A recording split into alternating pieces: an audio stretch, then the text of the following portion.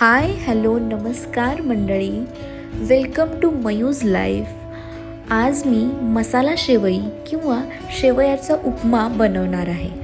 मॅगीऐवजी ही recipe खूपच पौष्टिक आहे. ही रेसिपी मी माझ्या बाळासाठी बनवत आहे. तर सुरुवातीला कढईमध्ये तूप घातलेलं आहे. त्याच्यामध्ये कढीपत्ता, जिरं, मोहरी घालून घेतली. त्यानंतर त्यामध्ये कांदा घातला. कांदा सोनेरी रंगाचा होईपर्यंत लगेच टोमॅटोही घातले.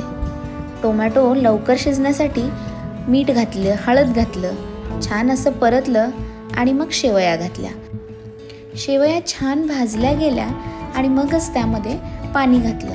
पाणी मी थोडं जास्तीचं घातलं आहे कारण माझं बाळ आत्ताच हाताने खायला शिकलं आहे. त्याला खूप अशा सुटसुटीत अशा नाहीत आवडत. चिकट अशा असल्या की ते पटापट खातं आणि छान अशा शिजल्यानंतर माझं बाळ खूप आवडीने खात होतं आणि मला म्हणतही होतं, खूप छान झालीत मम्मा.